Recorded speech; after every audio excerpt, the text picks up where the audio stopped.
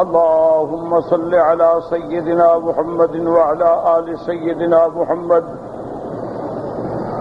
كما صليت على إبراهيم وعلى آل إبراهيم في العالمين إنك حميد مجيد. أعوذ بالله من الشيطان الرجيم. بسم الله الرحمن الرحيم. يا عبادي الذين آمنوا إن أرضي واسعة فإياي فاعبدون. كل نفس ذائقة الموت ثم إلينا ترجعون. والذين آمنوا وعملوا الصالحات لنبوئنهم من الجنة غرفا تجري من تحتها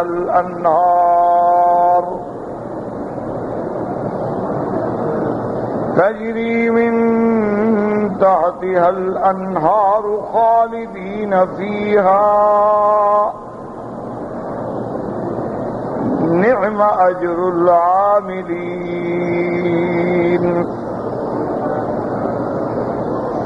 الذين صبروا وعلى ربهم يتوكلون. وكأي من دابة لا تحمل رزقها الله يرزقها وإياكم وهو السميع العليم. ان آیات مبارکہ میں اللہ تبارک و تعالی نے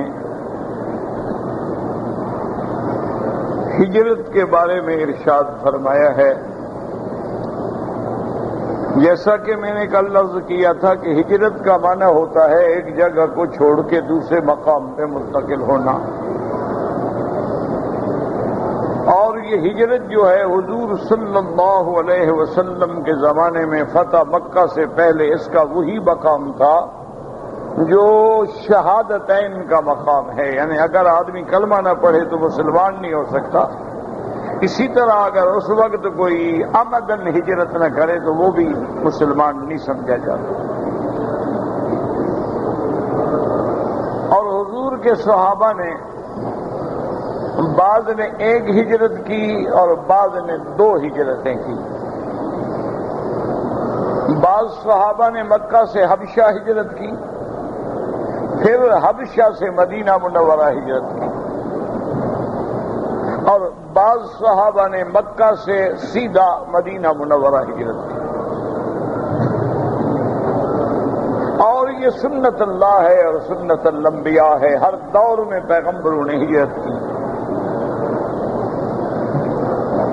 اور شرعاً مسئلہ بھی یہی ہے کہ اگر کوئی انسان کسی دار الکفر میں ہے،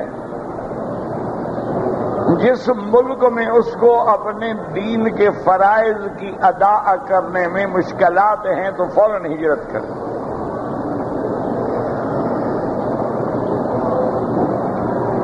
اسی طرح علماء فرماتے ہیں کہ اگر دار الکفر تو نہیں ہے لیکن دار الفسق ہے، ایک ایسا شہر ہے جس میں گناہ ہی گناہ ہے، جہاں ہر وقت دنیا جو ہے شراب میں، جوئے میں اور فحاشی میں مبتلا ہے، تو ایسے شہر کا چھوڑنا بھی واجب ہے. اور اسی طرح حدیث مبارک میں آتا ہے کہ اگر کوئی آدمی اپنے دوستوں کے ساتھ رہتا ہے اور اس کے دوست جو ہیں وہ گناہوں میں مبتلا ہیں، وہ شرابی ہیں، زانی ہیں، وہ جوا کھیلتے ہیں، سود کھاتے ہیں، اور یہ ان کو منع بھی نہیں کر سکتا ہے تو ان کو فوراً چھوڑ دے. اگر یہ خاموش رہے گا تو گویا یہ بھی اتنی ہی گناہگار سمجھا جائے گا چاہے گناہ نہ بھی کرتا ہو. اسی طرح حدیث محمد مصطفیٰ ہے صلی اللہ علیہ وسلم کے حضور پاک نے فرمایا کہ تم بھلائی کا حکم کرو اور برائی سے روکو. اگر تم نے امر بالمعروف اور نہی عن المنکر کو چھوڑ دیا تو آپ نے فرمایا کہ مجھے خوف ہے کہ اللہ کوئی ایسا عذاب نازل نہ کر دیں کہ جو سب کو اپنی لپیٹ میں لے لے. اسی طرح سابقہ روایات میں، کتب سابقہ میں ایک روایت آتی ہے کہ اللہ تبارک و تعالیٰ نے فرشتوں کو ایک بستی پہ عذاب نازل کرنے کا حکم دیا. تو فرشتوں نے عرض کیا کہ رب العالمین آپ تو جانتے ہیں آپ کے آگے کچھ چھپا ہوا نہیں ہے. اس کی بستی میں، اس علاقے میں آپ کا ایک بندہ ہے جس کی زندگی رات دن عبادت میں گزرتی ہے. وہ ہر وقت آپ کی یاد میں مشغول رہتا ہے، اس کے بارے میں کیا حکم ہے؟ فرمایا اس میں بھی عذاب نازل کر دو. یا الہ العالمین وہ تو آپ کا بندہ ہے. فرمایا کہ ہاں میری عبادت میں تو مشغول رہتا ہے لیکن برائیاں دیکھ کے کبھی اس کے چہرے پہ بل نہیں پڑا ہے، کبھی اس نے منکرات کو روکنے کی کوشش نہیں کی ہے، لہذا یہ بھی ان کے ساتھ عذاب میں جائے گا. تو اس لیے حکم ہے کہ اگر دار الکفر ہے، اگر دار الفسق ہے تو وہ آدمی کے لیے اب بھی واجب ہے کہ وہ جگہ چھوڑ دے. اور اگر جگہ چھوڑتا ہے ہمیشہ یاد رکھو تو اس کے سامنے دو چیزیں ہوتی ہیں. ایک تو جگہ چھوڑتے ہوئے یہ خوف ہوتا ہے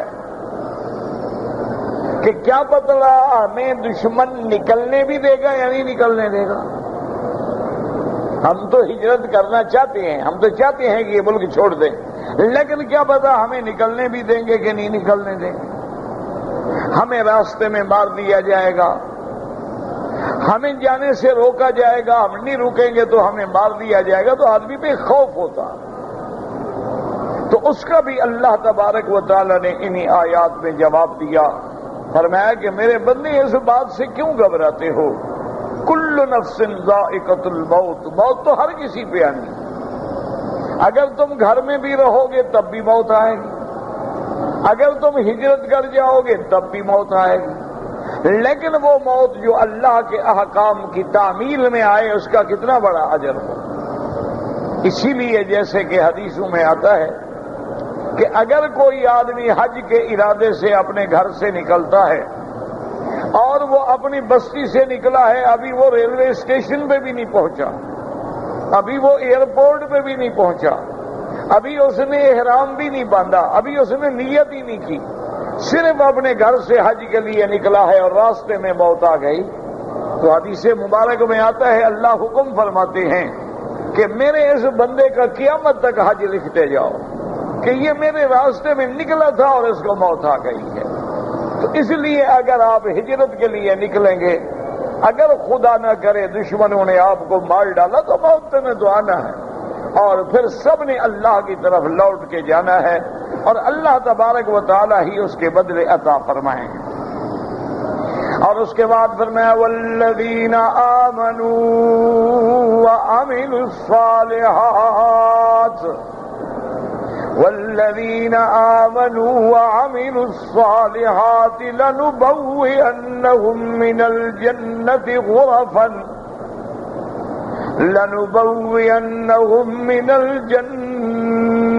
غرفا تجری من تحتها الانہار خالدین فیہا نعم اجر العاملین. اللہ نے فرمایا جو بندے ایمان لائے وَعَمِلُوا الصَّالِحَاتِ اور انہوں نے عمل کیے اچھے. یاد رکھیں جہاں جہاں بھی ایمان کا ذکر ہے اللہ نے اعمال صالحہ کا بھی ساتھ ذکر کیا ہے. ان الذین آمنوا وعملوا الصالحات كانت لهم جنات الفردوس نزلا. تو اس کا معنی یہ نہیں ہوتا کہ آدمی صرف ایمان لے آئے، اس لیے محدثین فرماتی ہیں ایمان کی تعریف ہی یہ ہے کہ تصدیق بالقلب وإقرار باللسان وعمل بالأرکان، کہ ایمان کا تو معنی یہ ہے کہ دل میں تصدیق ہو، زبان پہ اقرار ہو، اور سارے جوارح اور اعضاء جو ہیں وہ اللہ کے حکم کے تابع فرما برداری میں لگے ہوئے ہوں، پھر ایمان مکمل ہوتا ہے۔ یہ معنی نہیں ہوتا کہ آدمی صرف ایمان کا دعویٰ کرے، نہ نماز ہے، نہ روزہ ہے، نہ حج ہے، نہ زکوٰۃ ہے، نہ حلال و حرام کی تمییز ہے، وہ تو اسلام کے لیے بدنما داغ ہے۔ ایمان کے لیے ضروری ہے کہ اعمال صالحہ کریں۔ ان الذین آمنوا وعملوا الصالحات، ایمان لائے، عمل کیے اچھے، لنبوئنہم من الجنت غرفا، اللہ فرماتی ہیں ہم قیامت میں اس کو جنت کے اعلیٰ درجات میں ٹھہرائیں گے، تجری من تحتہا الانہار، اور وہ جنت کا مقام ایسا ہوگا، وہ جنت کے محل ایسے ہوں گے جس کے نیچے نہریں بہتی ہوں گی۔ اب بعض علماء کہتی ہیں اس کا ترجمہ یہ ہے کہ جیسے آج بھی دنیا میں بادشاہ محل بناتی ہیں، سامنے دریا ہوتی ہیں، سامنے ندیاں ہوتی ہیں، اور ساتھ ہی دریا، ساتھ ہی محل ہوتا ہے، حتیٰ کہ بعض محلات کی سیڑھیاں جو ہے وہ پانی میں اتر جاتی ہیں، اور بعض علماء نے فرمایا کہ نہیں، حقیقتاً اوپر محل ہوں گے اور نیچے نہریں بہتی ہوں گی۔ تجری من تحتہا الانہار، لیکن یاد رکھو دنیا کی نہروں اور آخرت کی نہروں میں آسمان و زمین کا فرق ہوگا۔ دنیا کی نہریں زمین میں کھدائی سے چلتی ہیں، دنیا کی نہریں اعلیٰ سے اسفل کی طرف چلتی ہیں، لیکن جنت کی نہریں جو ہیں وہ زمین کے اوپر چلیں گی، اور جنت کی نہریں جو ہیں وہ مومن جدھر جائے گا ادھر چلیں گی، اشارے کے تابع ہوں گی۔ تجری من تحتہا الانہار، انہار خالدین فیہا، اللہ نے فرمایا پھر ان جنت میں، ان محلوں میں مومن ہمیشہ کے لیے رہیں گے۔ یہ نہیں ہے کہ 2 سال، 4 سال، 20 سال، 50 سال، اللہ جب بدلہ دیتے ہیں اپنی نعمتوں کا تو ایسا بدلہ دیں گے جو دائمی ہوگا، جو ہمیشہ کے لیے ہوگا، اور وہ جنت ایسی ہوگی کہ جس سے نکلنے کو کسی کا دل بھی نہیں چاہے گا، کیونکہ خیال آتا تھا نا کہ چلو اللہ تو نہیں نکالیں گے، لیکن بندے کا دل بھر جاتا ہے، کہتا ہے اب میں کسی اور محل میں جاؤں۔ اللہ نے فرمایا لا یبغون عنہا حولا، وہ جنت ایسی ہوگی کہ جس سے کوئی نکلنا بھی نہیں چاہے گا، ہمیشہ کے لیے اللہ جنت دیں گے۔ اور اس کے بعد فرماتی ہیں نعم اجر العاملین، اللہ نے فرمایا کہ دیکھو کیا بہتر کام کرنے والوں کو صلہ ملا ہے، نیک عمل کرنے والوں کو کیا صلہ ملا ہے۔ آپ نے نیک عمل تو 20 سال کیے ہیں، 40 سال کیے ہیں، 50 سال کیے ہیں، لیکن جزا ایسی ملی ہے جو ہمیشہ کے لیے ہوگی اور دائمی ہوگی۔ نعم اجر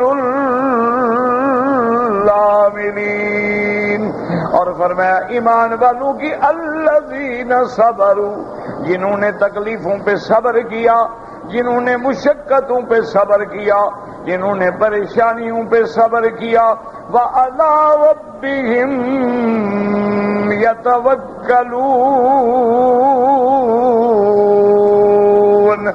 اور جنہوں نے اپنے اللہ پہ ہر حال پہ بھروسہ کیا، دکھ ہے، سکھ ہے، تکلیف ہے، پریشانی ہے، ہر حال پہ اللہ پہ بھروسہ ہے، اور جن کا اللہ پہ بھروسہ ہوتا ہے اللہ ان کے لیے کافی ہوتا ہے۔ وَمَن يَتَوَكَّلْ عَلَى اللَّهِ فَهُوَ حَسْبُهُ، اسی طرح فرماتے ہیں وَعَلَى اللَّهِ فَلْيَتَوَكَّلِ الْمُتَوَكِّلُونَ، اللہ پہ بھروسہ کرتے ہیں بھروسہ کرنے والے۔ اللہ نے فرمایا جنہوں نے صبر کیا، جنہوں نے مشقت برداشت کی، جنہوں نے ہجرت کی، جنہوں نے وطن چھوڑا، جنہوں نے خاندان چھوڑے، جنہوں نے راحت و آرام چھوڑا اور ہر حال میں اپنے اللہ پہ صبر کیا، ان کی جزا جو ہے وہ جنت ہی جنت ہے۔ اب دوسرے مسئلے کا جواب دیتے ہیں۔ ایک مسئلہ یہ ہوتا ہے کہ جب میں ہجرت کر کے جاؤں گا تو خدا جانے دوسرے مقام پہ ٹھکانہ ملے نہ ملے، جگہ ملے نہ ملے، میرا کیا حال ہوگا؟ اس کا جواب پہلی آیت میں موجود ہے، یا عبادی الذین آمنوا ان ارضی واسعۃ، میرے بندے ایمان والو، میری زمین جو ہے وہ کھلی ہے، تم زمین میں چلو، ٹھکانہ دینے والا اللہ تبارک و تعالیٰ کی ذات ہے، اس کا کوئی فکر نہ کرو۔ اور دوسرا غم تھا کہ کوئی ہمیں مار ڈالے گا، اللہ نے فرمایا اس کا بھی غم نہ کرو، موت تو برحق ہے، کل نفس ذائقۃ الموت۔ اب ایک تیسرا سوال ہے کہ جب ہم جائیں گے ہجرت کر کے تو اپنے ملک میں تو کچھ جان پہچان ہوتی ہے، آدمی مزدوری کر لیتا ہے، کوئی ریڑھی لگا لیتا ہے، کوئی آدمی پلیٹ فارم پہ کلی بن جاتا ہے، کوئی مزدور کوئی بوجھ اٹھا لیتا ہے، کوئی رکشہ چلا لیتا ہے۔ دوسرے ملک میں جب ہم جائیں گے تو نہ زبان ہے، نہ وطن اپنا ہے، نہ تعلق ہے، ہمارا حال کیا ہوگا؟ اللہ اکبر۔ اسی لیے ہجرت کے بعد تاریخ عالم میں ایسا کوئی واقعہ پیش نہیں کر سکتی۔ آج کل انسانی حقوق کے جو بڑے بڑے چیمپئن ہیں، آج کل انسانی حقوق کے جو بڑے بڑے دعوے دار اور ٹھیکیدار ہیں، وہ کروڑوں روپے اپنے سگریٹوں میں پھونک دیتے ہیں، سگار میں پھونک دیتے ہیں، جوئے میں پھونک دیتے ہیں، شرابوں میں پھونک دیتے ہیں، اور اللہ کی مخلوق ہے جو ایک لقمہ غذا کے لیے مر رہی ہے، تڑپ رہی ہے، پانی نہیں ملتا، کھانا نہیں ملتا۔ ہزاروں کی تعداد میں خودکشیاں ہوتی ہیں، لوگ کھانے کے لیے اپنے اعضاء، اپنے گردے بیچتے ہیں، لوگ روٹیوں کے لیے اپنی بچیاں فروخت کرتے ہیں، لوگ پیٹ بھرنے کے لیے نعوذ باللہ اپنی بیٹیوں سے گناہ کرواتے ہیں، اپنی بیویوں سے گناہ کرواتے ہیں۔ وہاں حقوق انسانیت کے چیمپئن خدا جانے کہاں جاتے ہیں۔ آج پورے عالم پہ نظر ڈالیں، ایک طرف وہ طبقہ ہے جن کے کتے بھی مکھن کھاتے ہیں، ایک طرف وہ طبقہ ہے جو بسنت میں پتنگ اڑانے پہ ہزاروں نہیں، کروڑ نہیں اور اربوں روپے تباہ کر دیتا ہے، ایک طرف وہ طبقہ ہے جو آئس کریم پہ اربوں روپے تباہ کر دیتا ہے، اور دوسری طرف وہ مسکین طبقہ ہے جو صبح و شام فٹ پاتھ کے کنارے جا کے گندے ڈبوں سے روٹیاں چنتا۔ ایک طرف وہ لوگ ہیں جن کے محلات ہیں، آپ ان کے بیڈ روم اور ڈرائنگ روم اور سٹنگ روم گن نہیں سکتے ہیں، اور دوسری طرف غربت کا عفریت اس طرح منہ کھولے کھڑا ہے کہ میلوں تک جھوپڑ پٹیاں چلی جاتی ہیں، انہی جھوپڑیوں میں لوگ پیدا ہوتے ہیں، جوان ہوتے ہیں، شادیاں ہوتی ہیں، بچے جنتے ہیں، انہی فٹ پاتھوں پہ مر جاتے ہیں۔ لیکن یہ دیکھیں اسلام کا نمونہ رحمت کہ جب میرے آقا رحمت دو عالم، محبوب دو عالم سیدنا محمد مصطفیٰ صلی اللہ علیہ وسلم آپ مدینہ منورہ میں پہنچ گئے تو آپ نے مدینے والوں کو بلایا اور آپ نے فرمایا کہ مدینے والوں تم میزبان ہو اور مکے والے تمہارے مہمان ہیں، مکے والے مہاجر ہیں اور تم انصار ہو۔ میرا دل یہ کہتا ہے کہ اس مسئلے کو حل کرنے کے لیے اگر ہم ایک مہاجر اور ایک انصاری کو آپس میں بھائی بنا دیں تاکہ ہر آدمی اپنے بھائی کا بوجھ برداشت کرے تو اس کے لیے مسئلہ جو ہے دیکھیں حضور پاک نے 1400 سال پہلے ہمیں کیسے سبق دیا ہے کہ آج بھی اگر 100 آدمی آ جائے تو ایک گھرانہ تو نہیں سنبھال سکتا، لیکن اگر 100 آدمیوں کو تقسیم کر کے 100 گھرانے میں ایک ایک آدمی سنبھالا جائے کوئی مشکل نہیں ہوگی۔ حضور صلی اللہ علیہ وسلم نے صحیح حدیثوں میں ہے کہ آقا بین المہاجرین والانصار، حضور ایک انصاری کو بلاتے ہیں ایک مہاجر کو، بھئی تمہارا بھائی تم اس کے بھائی، ٹھیک ہے۔ حتیٰ کہ روایات میں آتا ہے کہ جب سارے بھائی بن گئے تو حضرت علی رضی اللہ تعالیٰ عنہ کھڑے ہوئے، انہوں نے عرض کیا کہ یا رسول اللہ صلی اللہ علیہ وسلم، آپ نے سب کو بھائی بنا دیا، میں تو بچ گیا، مجھے تو کسی کا بھائی نہیں بنایا۔ تو حضور صلی اللہ علیہ وسلم مسکرائے اور آپ نے فرمایا علی اما ترضا، کیا تم اس بات پہ راضی نہیں ہو کہ میں تیرا بھائی ہوں اور تو میرا بھائی ہے؟ تو حضرت علی رضی اللہ تعالی عنہ خوش ہو گئے، اور ویسے بھی حقیقت ہے کہ حضرت علی رضی اللہ تعالی عنہ جو ہیں علی ابن ابی طالب ہیں، ابن عم رسول اللہ ہیں، داماد محمد مصطفیٰ ہیں، اور جنہوں نے بچپن میں بھی حضور کے پاس تربیت حاصل کی ہے۔ حضرت علی رضی اللہ تعالی عنہ واقعتاً حضور کے بھائی ہیں۔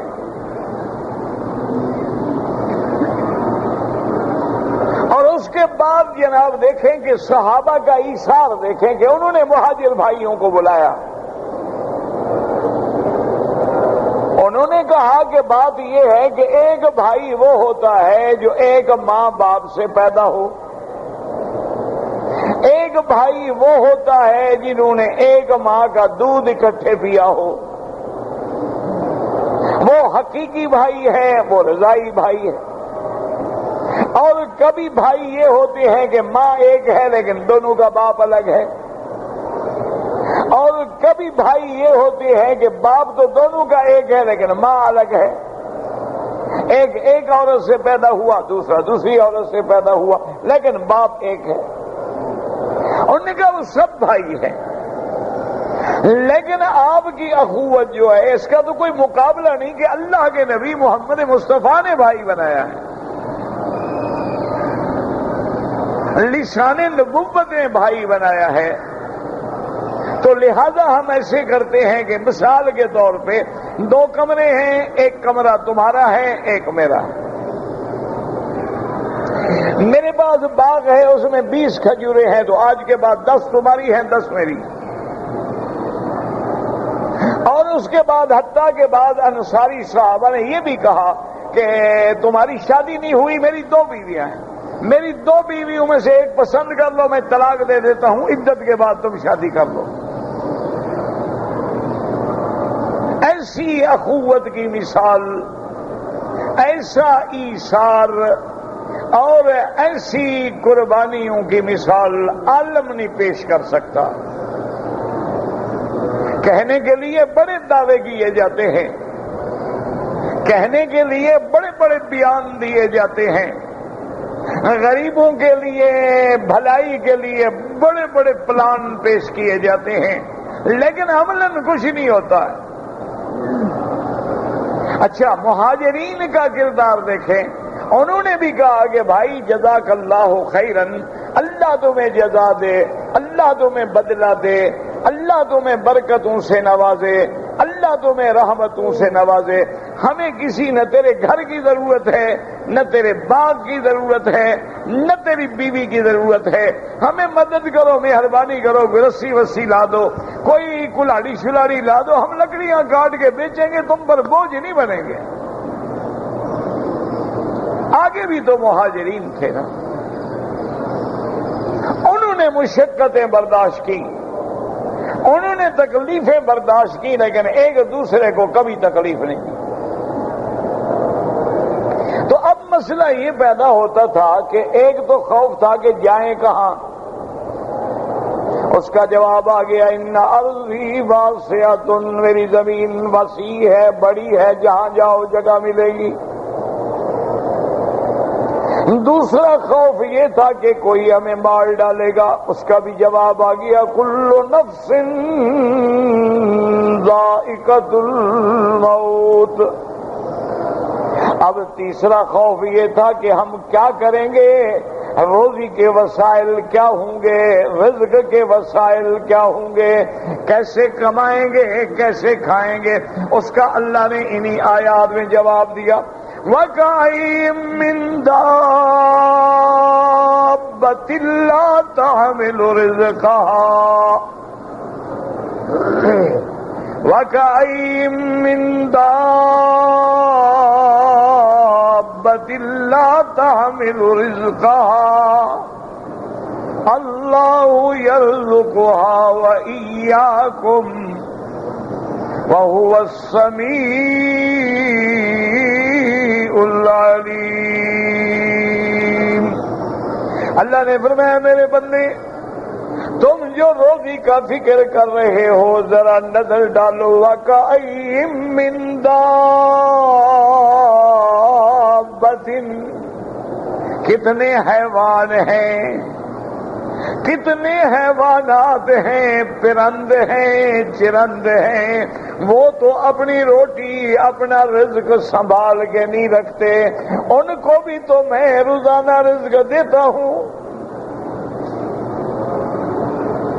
اسی لیے میرے آقا نے فرمایا حدیث میں ہے کہ پرندوں پہ نظر ڈالو، صبح کو اپنے گھونسلوں سے نکل کے خالی پیٹ جاتے ہیں، نہ ان کا کوئی ٹھکانہ مقرر ہے، نہ شہر مقرر ہے، نہ علاقہ مقرر ہے، لیکن شام کو سب پیٹ بھر کے واپس آتے ہیں، ان کو بھی تو اللہ غذا دیتے ہیں۔ آپ نے دیکھا ہے کسی جانور نے کل کے لیے کھانا رکھا ہو، تم نے تو بینک بھرے ہوئے ہیں ماشاءاللہ، پھر بھی پوچھو کیا حال ہے، کہتے ہیں جی بس شکر ہے گزارا ہے۔ تم نے تو بینک اپنے بھرے ہوئے ہیں نا، بینک بیلنس ہیں، اور کئی نے جناب کئی بانڈز خریدے ہوئے ہیں، اور پلاٹ خریدے ہوئے ہیں، اور فلیٹ خریدے ہوئے ہیں، اور سرمایہ کاری کی ہوئی ہے کہ کل مشکل آ جائے۔ وہ جانوروں کو دیکھو، انہوں نے تو کچھ نہیں خریدا ہوا۔ اچھا ویسے ایک بات یاد رکھیں، کتاب الحیوان میں علماء نے لکھا ہے کہ جانوروں میں یعنی اللہ کی اس مخلوق میں ایک تو چیونٹی ہے، ایک چیونٹی ہے، ایک چوہا ہے، اور ایک کوا ہے۔ علماء نے کتاب الحیوان میں لکھا ہے کہ تین چیزیں ایسی ہیں یہ بھی اپنا روزی سال کی حفاظت کرتے ہیں۔ چیونٹی بھی چونکہ سردیوں میں باہر نہیں آتی ہے، گرمیوں میں زیادہ باہر آتی ہے، تو وہ بھی اپنا چھوٹی خوراک اکٹھی کرتی ہے تاکہ جب میں باہر نہیں نکلوں گی تو میرے پاس غذا ہو 6 مہینے کی۔ اور پھر خدا کی قدرت دیکھیں کہ چیونٹی اتنی سمجھدار ہے کہ اگر گندم کے دانے کو گھسیٹ کے اپنے بل میں لے جاتی ہے پھر اس کو توڑ دیتی ہے، کیونکہ اگر دانے کو سالم رکھے تو دانا پھوٹ پڑے گا، جب توڑ دیتی ہے تو اب دانا اس کے بعد اگتا نہیں ہے۔ اتنا اللہ نے چیونٹی کو بھی سمجھ دی ہے۔ اسی طرح چوہا جو ہے وہ بھی اپنی چیز چھپا کے رکھتا ہے۔ آپ نے دیکھا ہے نا کئی دفعہ آپ اپنے گھر میں کھانا رکھیں چوہا لے جائے گا، کوئی چیز رکھیں چوہا گھسیٹ کے لے جائے گا۔ اچھا کوا جو ہے بدبخت جانور یہ بھی سنبھال کے رکھتا ہے اپنے گھونسلے میں، لیکن یہ بڑا پاگل جانور ہے کہ پھر جہاں رکھتا ہے اس کو وہ جگہ بھول جاتی ہے، پھر اسی لیے یہ کائیں کرتا پھرتا ہے۔ تو اس کے علاوہ جتنے جانور ہیں وہ تو اپنے لیے کچھ بھی نہیں رکھتے، نہ ہاتھی رکھتا ہے، نہ گھوڑے رکھتے ہیں، نہ گائے رکھتی ہے، نہ بھینس رکھتے ہیں، نہ بکریاں رکھتی ہیں، نہ دریاؤں میں مچھلیوں نے کوئی انتظام کیا ہوا ہے کہ جی اگلے 6 مہینے خوراک ملے گی یا نہیں ملے گی۔ اللہ نے فرمایا کیا میں ان کو خوراک نہیں دیتا ہوں؟ اور پھر وہ تو انسان بھی نہیں ہے، مکلف بھی نہیں ہے۔ اسی طرح علماء نے لکھا ہے کہ اگر آدمی غور کرے تو جب ہم ماں کے پیٹ میں ہوتے ہیں اس وقت تو ہم حرکت بھی نہیں کرتے، کام بھی نہیں کرتے، دکان بھی نہیں کھولتے، وہاں بھی تو اللہ نے ہمارے کھانے کا انتظام کیا ہے کہ نہیں کیا ہے؟ بغیر غذا کے تو بچہ زندہ نہیں رہ سکتا نا۔ تو جس پروردگار عالم نے دنیا میں آنے سے پہلے ہمیں اندر بھی غذا پہنچائی ہے، کیا وہ باہر ہمیں غذا نہیں دیں گے؟ اسی طرح حضرت ابی موسیٰ اشعری رضی اللہ تعالی عنہ صحابی ہیں، وہ فرماتے ہیں کہ مجھے میری قوم نے مجبور کیا کہ ہم ایک وفد کی حیثیت میں چلیں رحمت دو عالم کی خدمت میں، کہ ہمارے پاس ہمارے قبیلے میں قحط ہے، بارشیں نہیں ہوئی ہیں، آبادی نہیں ہے، ہم پریشان ہیں، ہماری مدد کریں۔ حضرت ابی موسیٰ اشعری فرماتے ہیں کہ میں وفد کو لے کے مدینے میں پہنچا، رات کو ہم مسجد نبی میں ٹھہرے، صبح کی نماز ہم نے حضور کے ساتھ پڑھی۔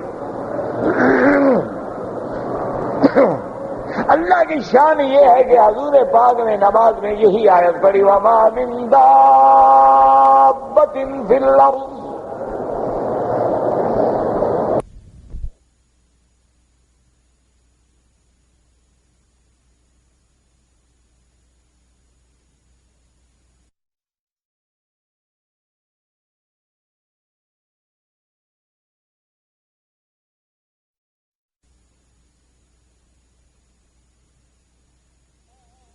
دابة في الأرض إلا على الله رزقها۔ اللہ فرماتی ہے کوئی چیز زمین پہ چلنے والی نہیں مگر اس کے رزق کا ذمہ دار خدا ہے۔ ما من دابة، دابہ من ہے يدب على الأرض، جو چیز زمین پہ چلنے والی ہے، انسان ہیں، جن ہیں، چرند ہیں، پرند ہیں، حیوان ہیں، اللہ نے فرمایا ان سب کا رزق کا ذمہ داری میری ہے، میں ان کو رزق دیتا ہوں، میں ان کو رزق پہنچاتا ہوں۔ حضرت ابی موسیٰ شریف فرماتے ہیں کہ نماز پڑھ کے میں نے اپنے ساتھیوں سے کہا کہ چلو واپس چلیں۔ انہوں نے کہا تم نے حضور سے درخواست ہی نہیں پیش کی ہے۔ میں نے کہا جب اللہ نے فرما دیا ہے کہ ہر زمین پہ چلنے والے کا رزق میرے ذمہ ہے تو میرا قبیلہ جو ہے کم از کم جانوروں سے تو گرا ہوا نہیں، اللہ ہمارے رزق کا خود انتظام کریں گے۔ اور اسی طرح یاد رکھیں کہ حدیث مبارک میں آتا ہے کہ میرے آقا محبوب دو عالم رحمت دو عالم حضرت بلال رضی اللہ تعالیٰ عنہ کو فرماتے انفق بلالا انفق بلالا لا تخشى على ذي العرش اکلالا۔ آپ فرماتے بلال خرچ کرو خرچ کرو۔ حضور کا سارا سامان بلال کے پاس ہوتا تھا۔ حضرت بلال خادم بھی تھے، خزانچی بھی تھے، میزبان بھی تھے، منتظم بھی تھے۔ حضور فرماتے بلال خرچ کرو، اللہ کے راستے میں خرچ کرو، اللہ سے نہ ڈرو، اللہ کبھی بھوکا نہیں رکھیں گے، چلاؤ خیرات کرو خیرات کرو۔ اور یاد رکھو اسی طرح حدیث مبارک ہے،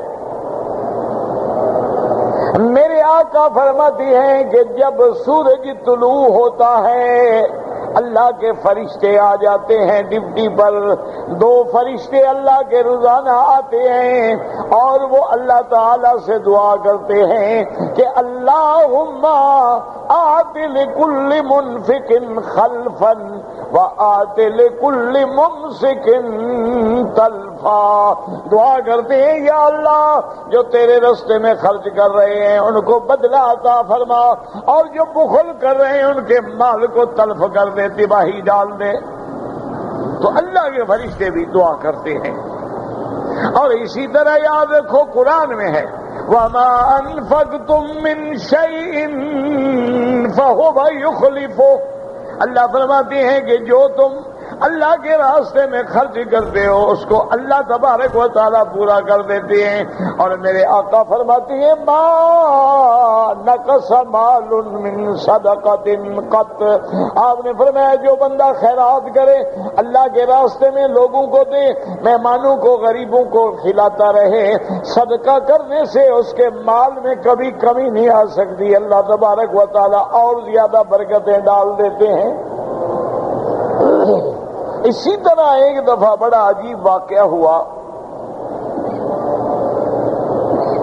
کہ رحمت دو عالم تو بڑے سخی تھے نا حضور. بی بی عائشہ فرماتی ہے کریہ المرسل, میرے محبوب ایسے سخی تھے جیسے ٹھنڈی ہوا چلتی ہے, یعنی ہوا جب چلتی ہے دشمن کو بھی لگتی ہے, کافر کو بھی, فاسق کو بھی, فاجر کو بھی, نیک کو بھی. حضور کی سخاوت بھی سب کے لیے ہوتی تھی جو سامنے آ گیا. آپ نے کبھی نہیں پوچھا تم کون ہو, یہودی ہو, کافر ہو, دشمن ہو, دوست ہو, جو آ گیا محتاج ہے مدد کر. اچھا کبھی یہ بھی ہوتا تھا کہ حضور کے خزانے میں کچھ نہیں تو حضرت بلال کو فرماتے کہ بھی قرضہ لے کے پھر بھی کھلاؤ لوگوں. اب حضرت بلال جاتے اور جا کے دکانوں سے سودا جو چیزیں ملتی ادھار لے آتے اور کھلاتے اور کھلاتے اور کھلاتے. ایک دن حضرت بلال رضی اللہ تعالی عنہ حضور کی خدمت میں آئے. انہوں نے کہا کہ یا رسول اللہ صلی اللہ علیہ وسلم قرضہ زیادہ ہو گیا ہے اور آج وہ دکاندار جو ہے نا یہودی اس نے مجھے باقاعدہ دھمکی دی ہے. اس نے کہا دیکھو تم نے قرضہ لیا ہے لیکن ادا نہیں کیا, اگر اتنے دنوں میں قرضہ نہیں دو گے نا تو میں تمہارے گلے میں کپڑا ڈال کے مدینے میں بیچ دوں گا, تمہیں غلام بنا دوں گا اور تمہارے پیسے لے کے قرضے میں ادا کروں گا.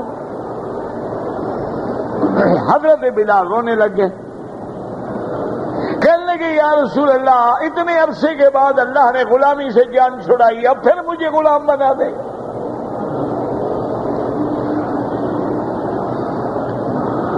اچھا رحمت دو عالم بھی کبھی کبھی خوش ہوتے تو مزاح فرماتے تھے.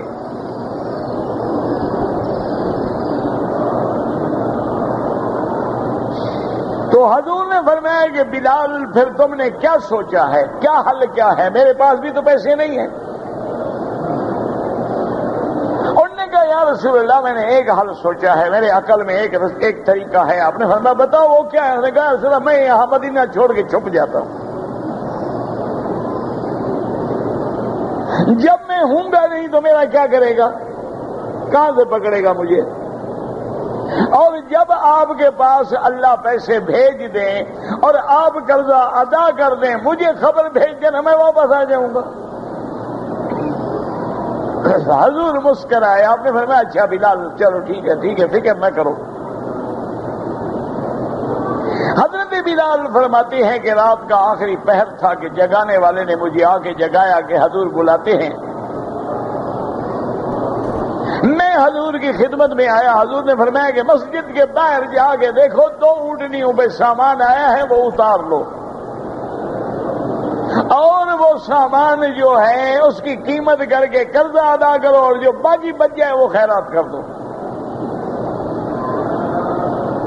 حضرت بلال فرماتے آیا تو میں نے دیکھا اونٹنیاں مال سے بھری ہوئی ہیں. میں تو حیران ہو گیا. ان کا یہ تو اتنا مال ہے کہ ہم تو اور سارا سال کھلائیں گے انشاءاللہ. تو اس لیے اللہ نے فرمایا کہ اس بات کا بھی غم نہ کریں کہ اگر ہم ہجرت کر جائیں گے تو کھائیں گے کہاں سے, تو ان جانوروں کو کون کھلاتا ہے. اور جانور حلال بھی ہیں حرام بھی ہے. حلال کو بھی رزق مل رہا ہے, حرام کو بھی مل رہا ہے. رزق تو اللہ اپنے دشمنوں کو بھی دیتا ہے, کافروں کو بھی دیتا ہے, مشرکوں کو بھی دیتا ہے. رزق تو فاسق و فاجروں کو بھی دیتا ہے. اس لیے آپ کیوں غم کرتے ہیں. ایسے فرمایا وَكَأَيٍّ مِّن دَابَّةٍ لَا تَحْمِلُ رِزْقَهَا. اللہ یرزقها وإیاکم وهو السمیع العلیم، اور وہی تمہاری دعائیں سننے والا، وہی تمہارے احوال کو جاننے والا، وہی تمہاری مشقت میں خبرگیری کرنے والا، وہی تمہاری تنگ دستی میں رزق دینے والا۔ غم نہ کرو، فکر نہ کرو، اور دیکھ لو کہ جن لوگوں نے بھی ہجرت کی، جن لوگوں نے بھی اللہ کے لیے وطن چھوڑا، اللہ نے ان کو عزت بھی دی، دولت بھی دی، غلبہ بھی دیا۔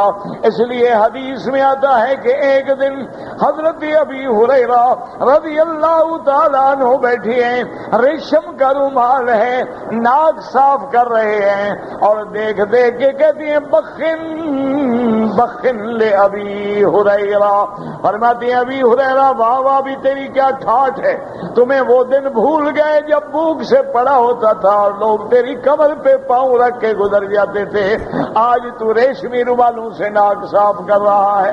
تو اللہ تبارک و تعالیٰ نے دیکھ لیں کہ مکے سے صحابہ نے ہجرت کی، اللہ نے مدینے کا مستقر دیا، اللہ تبارک و تعالیٰ نے قسطنطنیہ تک ان کو علاقہ فتح کر کے دیا، شام فتح ہوا، اسپین تک صحابہ پہنچے، مشرق مغرب میں اسلام کا پرچم بلند ہو گیا۔ تو جو اللہ کے لیے گھر چھوڑتے ہیں ان کا انتظام اللہ فرماتے ہیں۔ تو اس لیے مسئلہ سمجھ لیں کہ اگر دارالکفر ہے اور دینی شعائر ادا نہیں ہو سکتے تو اس کا چھوڑنا واجب ہے۔ اگر دارالفسق ہے، گناہوں کا گھر ہے، گناہوں کا شہر ہے، وہاں رہ کے بچنا مشکل ہو جاتا ہے تو فوراً اس شہر کو بھی چھوڑ دیا جائے۔ واللہ عالم۔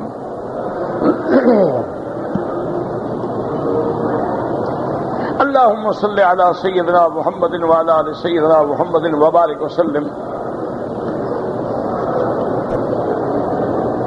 میرا بھائی شمائل ترمذی لے لیں اور اس میں حضور کا لباس دیکھ لیں۔ طواف الزیارہ جو ہے وہ 10 سے پہلے نہیں ہو سکتا۔ اگر کوئی آدمی 8 تاریخ کو حج کا احرام باندھ کے نفلی طواف کر کے صفا مروہ دوڑ لے،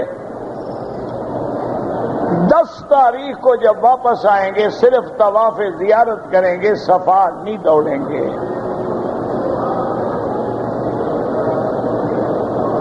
حضور پاک کے چہرہ مبارک، صفت مبارک شمائل ترمذی دیکھ کے پڑھیں اور ساری صفت آپ کی یاد کریں۔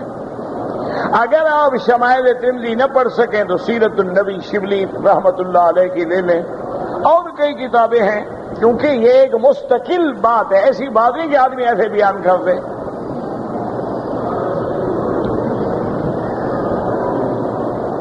اندر کسی خاص دعا پڑھنے کا حکم نہیں ہے۔ افضل یہ ہے کہ طواف میں سبحان اللہ والحمدللہ لا الہ الا اللہ اللہ اکبر لا حول ولا قوت الا باللہ العلی العظیم۔ رکن یا اسود کے درمیان میں ربنا آتنا فی الدنیا یہ پڑھنا افضل ہے۔ یاد رکھیں، مسئلہ سمجھیں اچھی طرح، طواف 7 چکروں کا نام ہے، کسی دعا کا نام نہیں ہے۔ یعنی اگر ایک آدمی حجر اسود سے جا کے طواف شروع کرے، 7 چکر لگا لے اور ایک لفظ بھی نہ پڑھے، اللہ فرماتے تیرا طواف قبول ہو گیا۔ طواف کا معنی پھرنا ہے، طواف کا معنی پڑھنا تو ہے نہیں۔ صفا کا معنی سعی معنی دوڑنا ہے، پڑھنا تو ہے ہی نہیں۔ اور یہ لوگ جو کتابیں اٹھا کے پڑھتے ہیں تو بدعت ہے۔ آپ طواف ہو یا صفا ہو وہ پڑھیں جو تیرے دل سے نکلے۔ درود شریف پڑھو، کلمہ شریف پڑھو، سبحان اللہ پڑھو، اپنی زبان میں دعائیں کرو، جو بات تیرے دل سے نکلے وہ زیادہ مقبول ہے۔ جماعت والے بھی ملک چھوڑ کے ہجرت کرتے ہیں، ہاں ایک ہجرت مستقلہ ہوتی ہے، ایک غیر مستقلہ ہوتی ہے۔ مستقل کا معنی یہ ہے کہ ہجرت کر کے پھر اس جگہ سے واپس نہ آئے. ایک غیر مستقلہ ہے کہ مہینہ 2 مہینے کے لیے بندہ نکل گیا. طواف کے بعد صفا مروہ نہیں ہوتی. نفلی طواف کے بعد صفا نہیں. صفا تب ہوگی جب عمرہ کرو گے یا حج کرو گے.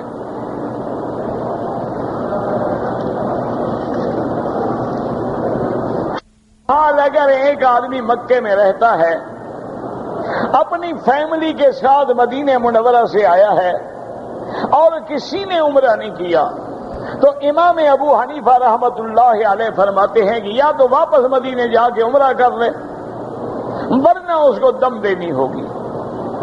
اور باقی ائمہ فرماتے ہیں کہ اگر اس کی نیت عمرے کی نہیں تھی، کوئی کام تھا، کسی کو ملنے گیا تھا، تو پھر اس پہ دم نہیں پڑے گی، ورنہ وہ بھی یہ کہتے ہیں کہ عمرہ کرنا چاہیے کہ میقات سے گزر رہا ہے. جو ہے وہ ملک میں نہیں دے سکتا ہے. حج کی بکری لازماً حد حرم میں ذبح ہو.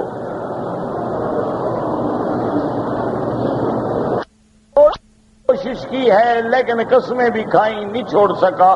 آخر میں نے کہا نہ چھوڑا تو بیوی کو طلاق. سگریٹ تم نہ چھوڑو، طلاق بیوی کو. واہ بھائی واہ، دیکھو کیسا اچھا فیصلہ کیا ہے. بہرحال امام ابو حنیفہ رحمت اللہ علیہ کے نزدیک یہ طلاق معلق ہے. تم سگریٹ پیو گے طلاق ہو جائے گی. اور باقی ائمہ فرماتے ہیں کہ توبہ کرے اور قسم کا کفارہ دے دے. انشورنس ہو یا کوئی انشورنس ہو، انشورنس میں پالیسی لینا جو ہے وہ شرعاً حرام ہے، کیونکہ اس میں جوا بھی ہے اور سود بھی ہے.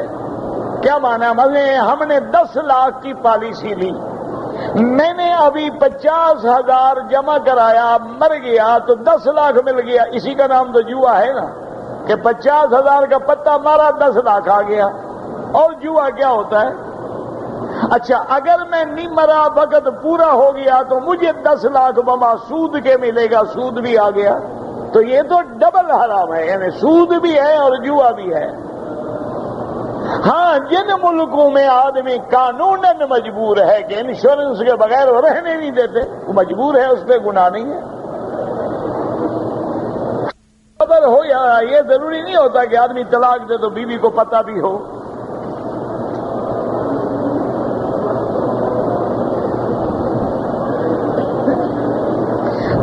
حج ہے یا 10واں حج ہے.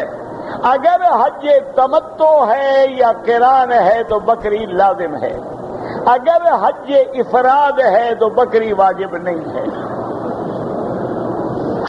آدمی مکے میں رہتے ہوئے دوبارہ عمرہ کرنا چاہے، افضل یہ ہے کہ طواف زیادہ کرے.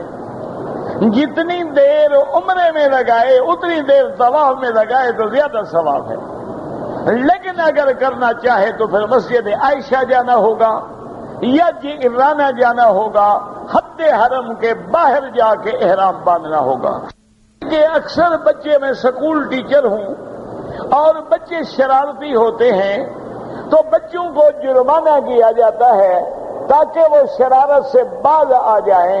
تو کیا وہ جرمانہ کر کے مستعد کا لینا جائز ہے؟ بالکل ناجائز ہے. آپ جرمانہ کریں اور سارے پیسے اکٹھے کر کے سارے بچوں کو کھلا دیں، یہ تھوڑا ہے کہ استاد کھاتا رہے، ورنہ استاد تو روزانہ جرمانہ کرتے رہیں گے. اگر کسی آدمی کی فلائٹ ہے اور وہ مجبور ہے جانے کے لیے اور آخری دن اس نے کسی کو وکیل بنایا کنکریوں کے لیے، اگر مجبوری حقیقی ہے کہ ٹکٹ ختم ہو رہی ہے، سیٹ نہیں ملے گی، پیسہ ہے نہیں، وکیل بنا کے چلا جائے. میں نے عمرہ کیا ہے، طواف بھی کیا ہے، صفا مروہ بھی دوڑا، لیکن صفا کرنے کے بعد 2 رکعت، وہ 2 رکعت کوئی ضروری نہیں ہے، بلکہ بعض علماء تو اس کو بدعت کہتے ہیں. بعض نے کہا ہے کہ مستحب ہے، وہ ضروری نہیں ہے، نہیں پڑھی ٹھیک ہے.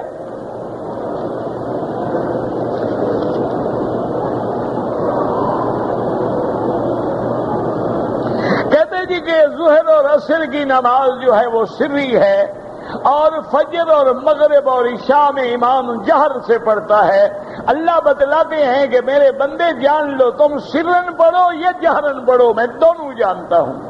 اگر ساری سری ہوتی تو اعتراض ہو سکتا تھا، ساری جہری ہوتی تو اعتراض ہو سکتا تھا، اس لیے اللہ نے کچھ سری رکھی ہیں اور کچھ جہری رکھی ہے۔ اور کچھ یہ ہوتا ہے کہ بعض اوقات نیند کے ہیں، بعض اوقات مشغولیت کے ہیں، اور بعض اوقات میں آدمی نشاط ہوتا ہے، وہاں زور سے پڑھنے کی ضرورت ہی نہیں ہوتی۔ اگر کوئی یہ کہے کہ اللہ کے رسول میرا کام کر دو، یہ تو شرک ہے۔ کام تو اللہ کو کہنا ہے، والے ہوں یا جدے والے ہوں یا جہاں والے ہوں، حج کا طواف زیارت کر لیں، صفا مروہ نہ دوڑیں، بعد میں دوڑ لیں، جائز ہے، کوئی مسئلہ نہیں۔ صفا مروہ کے لیے وقت نہیں ہے، وہ بعد میں بھی دوڑ سکتے ہیں۔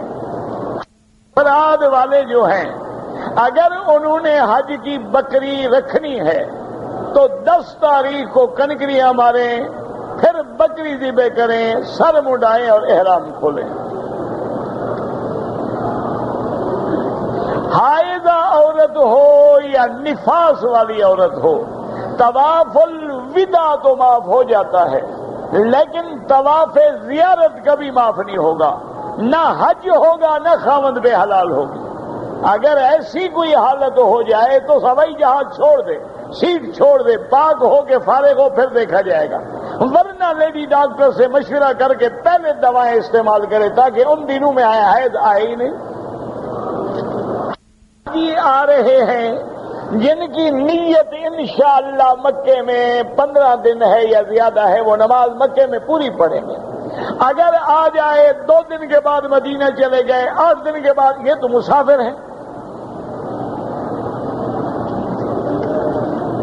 بعض اوقات آدمی بیماری میں، شدت بیماری میں اپنے باپ کو پکارتا ہے، ماں کو پکارتا ہے، وہ یہ نہیں سمجھتا نعوذ باللہ کو میری مدد کرتے ہیں، جس کے دل میں محبت ہوتی ہے اس کا نام آ جاتا ہے زبان پہ۔ بہرحال اللہ کو پکارنا چاہیے۔ پاکستان میں ہے، میں حج کرنے آیا ہوں، تو مجھے بچوں کے لیے طواف کوئی ضرورت نہیں، آپ اپنے لیے طواف کریں، ان کے لیے دعا کریں۔ ٹوپی کے بغیر نماز ہو جاتی ہے، نماز تو قمیص کے بغیر بھی ہو جاتی ہے، لیکن یہ مسئلہ ہم نے کہیں نہیں پڑھا کہ اللہ ٹوپی دے تو اتار کے پھینک دو، یہ گھر میں موجود ہو اور استعمال نہ کرو۔ جمعرات کیا ہے؟ یہ مولویوں کا بینک ہے۔ نہیں بھی مولوی کہاں سے کھائے گا غریب؟ تم نے آج تک کسی عالم کی خدمت کی ہے؟ مجھے تو 40 سال پڑھاتے ہو گیا، کسی شاگرد نے کبھی مجھے تو دعوت بھی نہیں کی۔ کوئی 1-2 ہیں بیچارے، ان کا دماغ خراب ہے، کبھی کبھی مچھلی شچھلی کھلا دیتے ہیں۔ بہرحال کہنے کا مقصد یہ ہے کہ خالص بدعت ہے، خالص حرام ہے، کوئی ثواب شواب نہیں ہوتا۔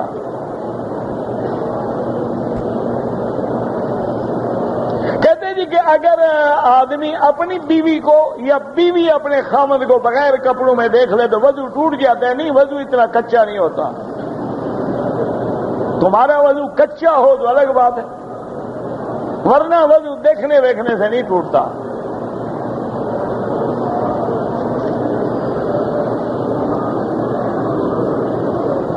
چار عمرے میں نے خاوند کے ساتھ کیے ہیں، اب میرا خاوند بیمار ہے، اس کی خدمت کرو، عمرہ نفلی عبادت ہے، خاوند کی خدمت تمہارے ذمہ واجب ہے۔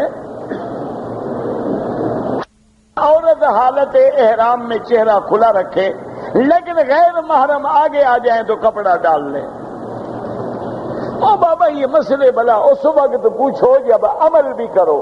آج تو ایک کمرے میں 4 غیر محرم عورتیں ہیں اور حاجی لیٹے ہوئے ہیں۔ یہ حج تو بس دعا کرو اللہ قبول کر لے، بس یہ تو کوئی نرالے حج ہیں۔ اچھا حاجیوں کو جناب حج برباد ہو جائے کبھی یہ نہیں کریں گے کہ عورتیں ایک کمرے میں کر دیں مرد ایک کمرے میں ہو جائے سوا ہو گیا. نہیں, بیوی کے ساتھ لیٹنا ہے. کیوں اپنے اور مسئلہ پوچھتے ہیں جی چہرہ کھلا ہو کہ نہ کھلا ہو؟ تمہارے یہاں تو سب کچھ کھلا ہے میرا بھائی, چہرے کی کیا بات ہے؟ کر کے دعا مانگا کریں, اللہ ان کو ثواب دیں گے. تعویذ لکھنا شرک ہے نہیں. اگر آیات قرآن ہیں یا حدیث محمد مصطفیٰ ہے تو شرک نہیں ہے. اگر کوئی ایسی کلام ہے جو ہمیں سمجھ ہی نہیں آتی یا شرکیہ کلام ہے وہ شرک ہے. لیکن بہتر یہ ہے کہ تعویذ نہ لکھا کرو. ایسے پانی پڑھ دیا, دم کر دیا, سورۃ فاتحہ پڑھ لی, کیونکہ آہستہ آہستہ پھر آدمی اسی کاروبار میں لگ جاتا ہے. جو ہے وہ سنت الانبیاء والمرسلین ہے. داڑھی رکھنا جو ہے سنت محمد مصطفیٰ ہے. داڑھی کا مڈانا جو ہے گناہ کبیرہ ہے. داڑھی مڈانے والا فاسق و فاجر ہے. داڑھی مڈانے والا امام نہیں بن سکتا. داڑھی مڈانے والے کو مؤذن نہیں بننا چاہیے. داڑھی مڈا کے محمد مدنی کی وردی اتارنے کا نام ہے. داڑھی مڈانا جو ہے نبی پاک کی صورت سے نفرت کا نام ہے. اب تمہاری مرضی ہے, جو چاہو کرو. کوئی آدمی طواف کے دوران میں قرآن پاک کی کوئی صورت یاد کرنا چاہتا ہے, قرآن لے کے پڑھتا رہے, کوئی حرج نہیں. لیکن خیال کرو رش ہے, ٹکر لگتی ہے, گر جاتا ہے. سب کے والد فوت ہو گئے ہیں اور سسر بھی, ایک کا حج کر سکتے ہیں. یہ نہیں کہ ایک حج کر کے دونوں کو ٹرکا دو. ایک والد کا کرو یا سسر کا کرو یا بیوی کو راضی کرو. میاں باپ کو کون پوچھتا ہے؟ وہ کام کرو جس سے تمہیں رات دن واسطہ پڑے گا.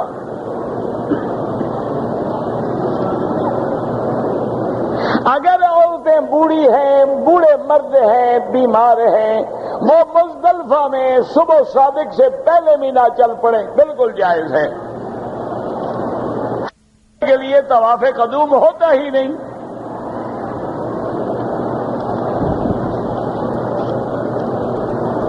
اگر کوئی آدمی 2 یا 3 طواف اکٹھے کر لے, بعد میں 2 رکعت پڑھ لے, جائز ہے.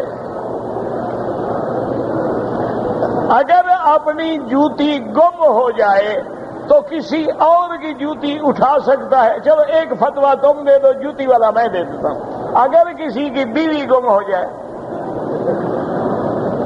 اللہ کے بندے دوسرے کی جوتی کیوں اٹھاؤ؟ بالکل حرام ہے. اپنے حج کو جوتی کے لیے خراب کرتے ہو. جوتی لو, کپڑے میں لپیٹو, اپنے سامنے رکھو, دوسرے کی کبھی نہ پہنو. مکے میں زمانی پہ سرکار دو عالم نے ہاتھ پھیرا ہے. یہاں اللہ کے فرشتوں کی ڈپٹی ہے. جب آدمی ہاتھ لگا کے بسم اللہ اللہ اکبر کہتے ہیں, اللہ کے فرشتے اس کے لیے دعا مانگتے ہیں. حجر اسود کو بوسہ دیں, بوسہ نہ ملے ہاتھ لگا کے چوم لیں, ہاتھ بھی نہ لگے دور سے بسم اللہ اللہ اکبر. مسلمان کو کسی خاص مسلک کا اپنانا جو ہے, کون سا مسلک؟ سب کا اسلام ہے, دین سب کا اسلام ہے. یہ تو فقہی مسالک ہیں, لازمی بات ہے. اب تم جو مجھ سے مسئلہ پوچھ رہے ہو, کیوں پوچھ رہے ہو؟ تو پھر ہم نے بھی تو کسی سے پوچھنا ہے نا.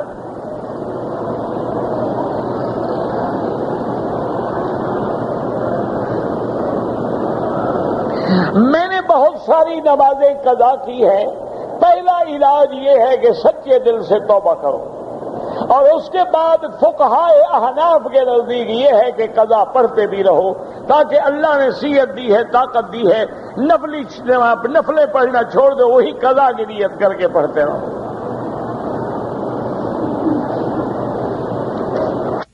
پڑھنے سورج کے بعد پڑھنے.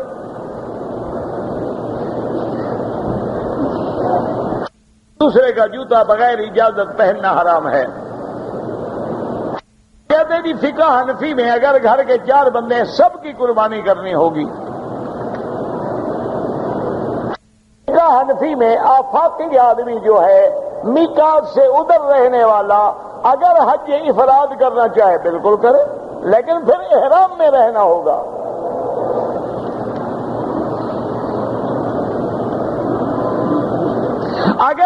آدمی حج بدل کرتا ہے، عمرہ کرنا بھی لازم ہے، کوئی نہیں صرف حج بدل کرے۔ آدمی نے عمرہ کیا ہے لیکن 5-6 گھنٹے کے بعد سر منڈوایا ہے، دم تو نہیں پڑتی لیکن صدقہ کر دو کہ اتنی دیر تو کپڑے پہن لیے نا سلے ہوئے۔ ریڑی پہ طواف کرائیں، اپنی بھی نیت کر لیں، تمہارا بھی ہو جائے گا۔ آدمی یہاں رہتا ہے، پاکستان سے بھی بغیر احرام کے آیا ہے، پھر مدینے بھی گیا بغیر احرام کے آیا ہے۔ امام ابو حنیفہ رحمت اللہ علیہ کے نزدیک عمرہ بھی عمرہ بھی عمرہ بھی عمرہ بھی عمرہ بھی عمرہ بھی عمرہ بھی عمرہ بھی عمرہ بھی عمرہ بھی عمرہ بھی عمرہ بھی عمرہ بھی